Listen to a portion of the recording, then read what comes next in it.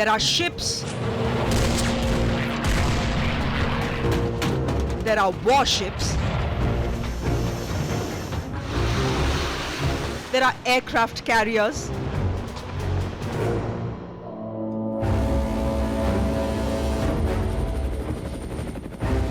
And then there are supercarriers.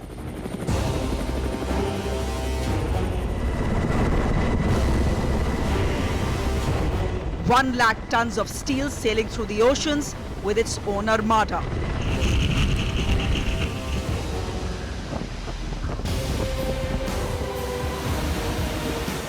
A fortress at sea with airstrike capabilities to fear and admire.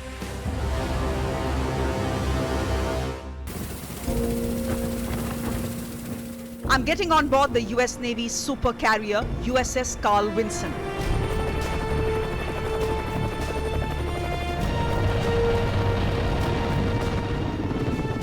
One of the largest warships in the world, as it joins the navies of India, Australia and Japan for the 25th edition of the Malabar exercise.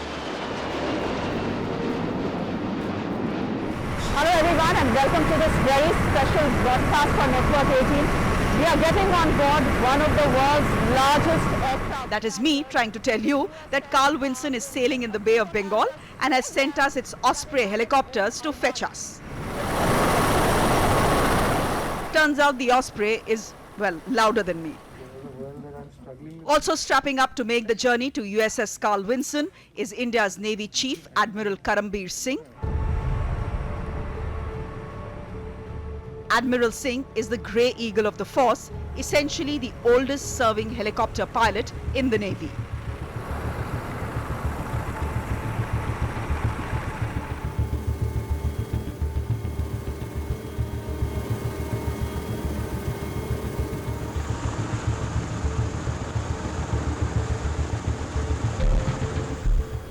Up and away. We are airborne on the V-22 Osprey, a beauty that is both a helicopter and an aircraft. It operates as a helicopter when taking off and landing vertically. The nacelles rotate 90 degrees forward once airborne, converting it into a turboprop aircraft. It is a 30-minute ride to the supercarrier. We're on board the US Navy's Osprey helicopter. Bay of Bengal, we've been told that it will take some 30 to 35 minutes for us to land on USS Vinson.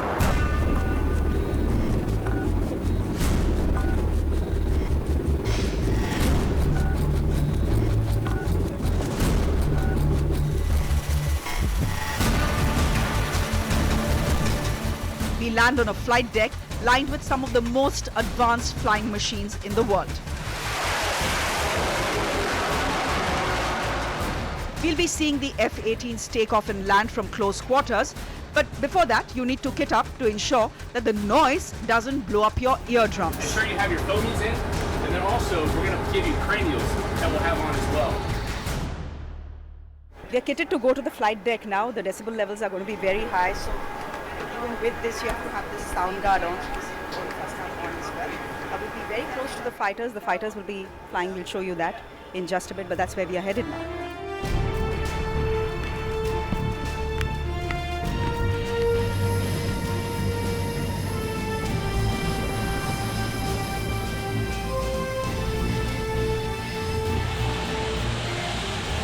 Taking off and landing from an aircraft carrier is a lesson in controlled violence and precision. Lieutenant Joe Cox is one of the F-18 pilots who landed on the flight deck today. He has been posted on USS Vinson for the last 4 months and explains what it takes to land on a floating airstrip. Tell us, how is it different landing on an aircraft carrier than landing on land or taking off?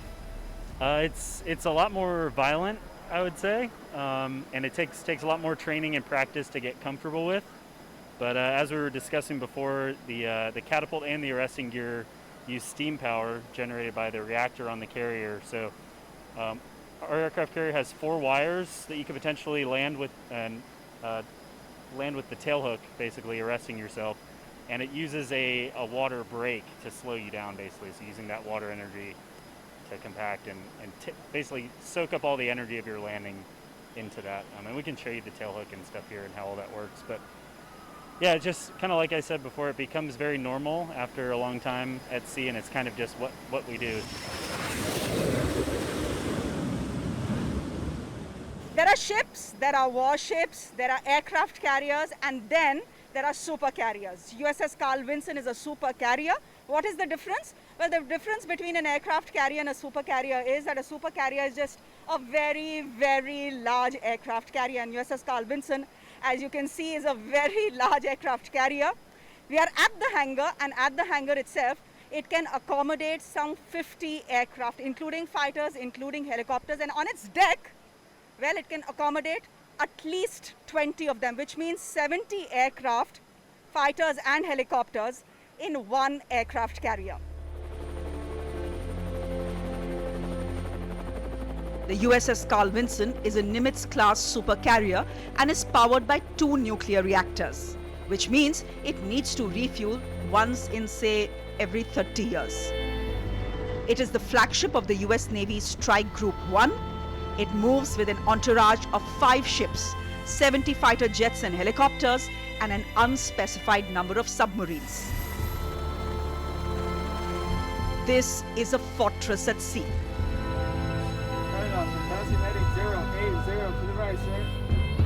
And its command and control lies here at the bridge. We're at the bridge of the USS Carl Vinson. Now, this really is the heart of the ship. This is from where the ship is controlled. It has a clear view of the flight deck. All air assets, you can see them from right here. But air operations are not controlled from here. They are controlled from a deck above.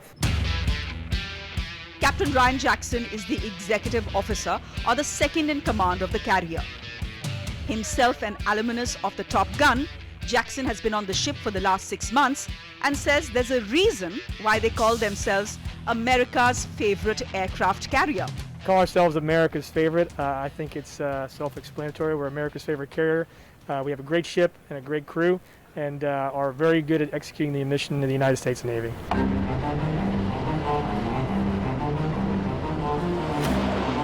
USS Carl Vinson produces its own water, its own electricity, and even has its own Twitter handle and lawyer. My name is Leah Groves. Meet Leah Groves, the judge advocate of USS Carl Vinson. You're the ship's lawyer. Why would an aircraft carrier or a supercarrier need a lawyer? Well, we have about 3,000 people in our ship's company, and you can imagine a lot of them are junior sailors, and so they get into trouble. And I have to advise the captain on how to discipline them, to make sure that it's in compliance with laws and regulation in the Constitution. What's the most extraordinary sort of disputes that you have to sort out? The out-of-the-box disputes? A lot of fighting down in the berthing. Not a lot of it, but occasionally, it's close quarters, right? So sailors, they don't have a lot of space, and so they sometimes get in disagreements, and so we have to take those up to captain's mast. Do you miss home, and do people on board miss home? I miss home, but more than that, I miss my kids. I have a 2-year-old and a 5-year-old at home, and that's really what I'm missing out on. Of the 5,000 crew on board, 19% are women. Carl Vinson is 41 years old and probably the only ship in the world to be launched by its namesake. Senator Carl Vinson, the man responsible for America's massive naval shipbuilding effort during World War II, was all smiles at the launch of the ship in 1980. In its 4 decades of service, Carl Vinson has been on multiple missions. Airstrikes in Syria and Iraq against the ISIS in America's war against terror. More recently, it was deployed in the South China Sea to stare down China's bullying in the region.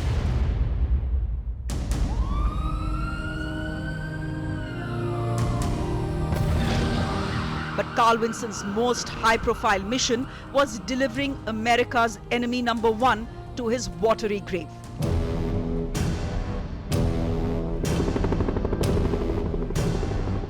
On May 2nd, 2011, Osama bin Laden was tracked down to a compound in Abbottabad, Pakistan. Without Pakistan getting wind of it, an American Navy SEAL unit swooped down and shot him dead.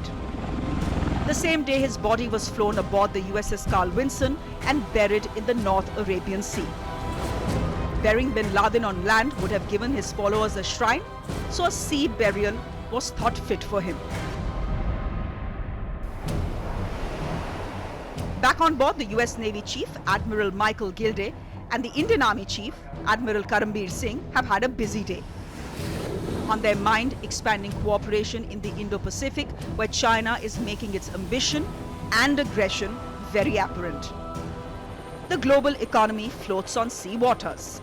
90% of global commerce and 99% of internet traffic via transoceanic cables passes via the Indo-Pacific.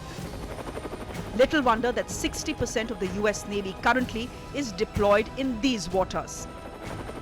As China races ahead with its plans of global domination via the seas, building warships and submarines at breakneck speed, navies of like-minded countries are increasingly coming together to protect the global maritime commons.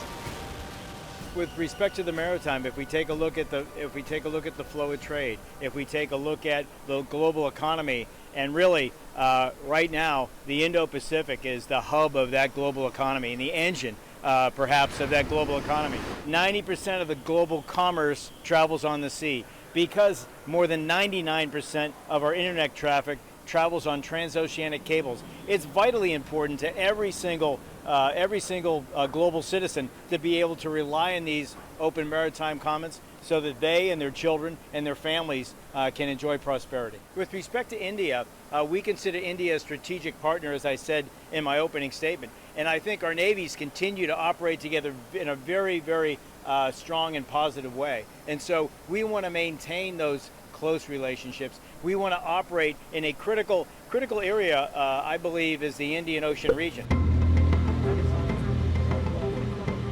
With 2 admirals and 4 media teams on board, Lieutenant Commander Miranda Williams is on her toes.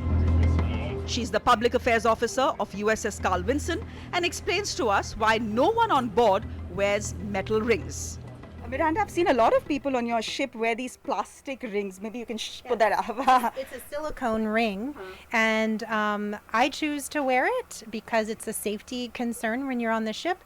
If you notice today when you're going up and down the stairs, up and down the ladder, there's a tendency we kind of rock, and if it gets caught, or when you're doing maintenance, if it gets caught, this one will just break off and it won't hurt you. But if you have a regular metal ring, that could cause a serious safety issue, can really hurt you. With that, a quick break. Up next, will India ever get a supercarrier like USS Vinson? We plan for capability. We are talking to the Indian Navy Chief about that, so do stay with us.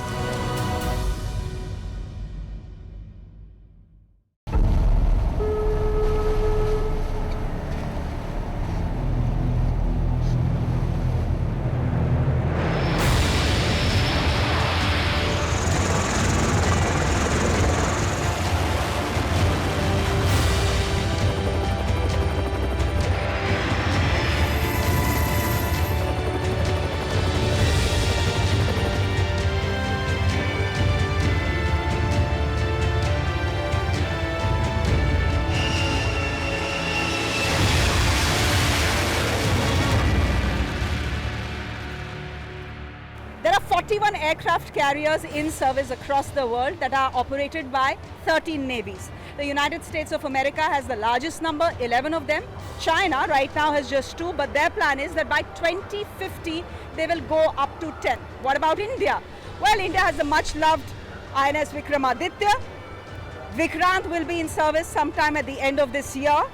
And is that enough? No, says the Navy. They have been pitching very hard and pushing very hard for a 3rd aircraft carrier. But will that happen?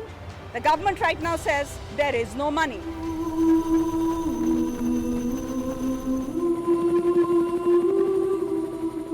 Aircraft carriers aren't exactly cheap.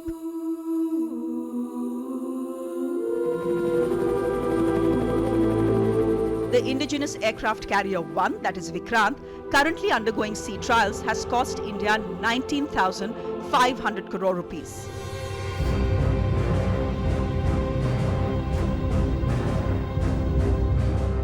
The Navy is pushing hard for a second IAC, tentatively named Vishal, says money spent on aircraft carriers is not money down the drain.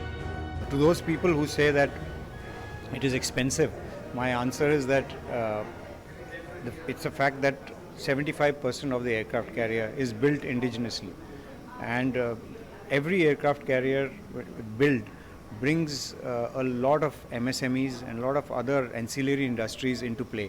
So you are actually promoting the economy, indigenous economy. So it's not as if the money is going down the drain, but it is actually promoting our economy.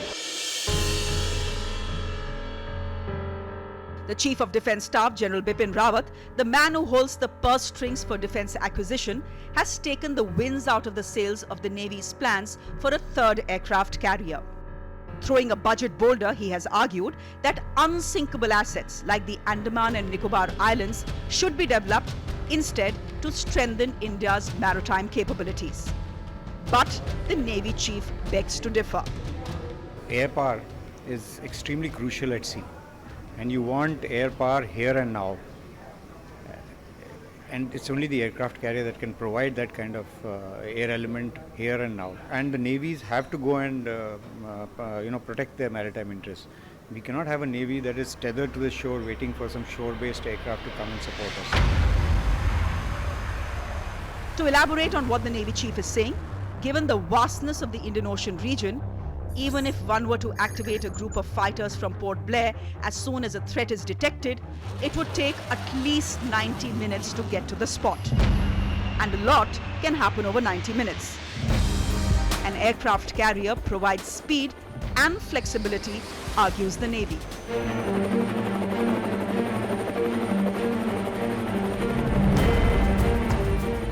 About 85% of China's energy requirement flows through the IOR. The Chinese have been regularly deploying 3 to 4 warships and submarines in the region in the garb of anti-piracy missions to protect their trade. Maritime security experts say it's only a matter of time before the People's Liberation Navy replaces this task force with a carrier battle group in the IOR.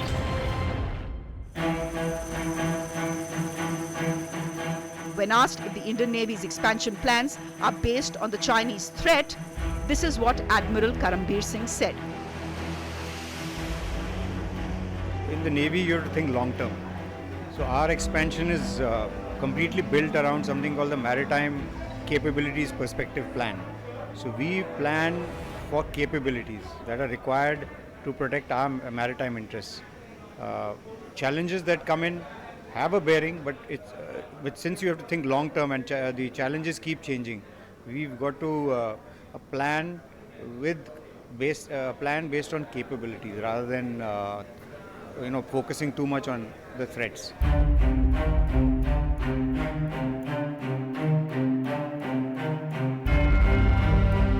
"50 years ago, the US had sent its mighty aircraft carrier, USS Enterprise, into the Bay of Bengal to threaten India as the '71 war with Pakistan raged on. Today, USS Carl Vinson is sailing with the Indian Navy as tensions with China peak. Times have changed, but India knows it will take more than like-minded friends to win a future war. It will need to prepare both for an enemy's intentions and capabilities.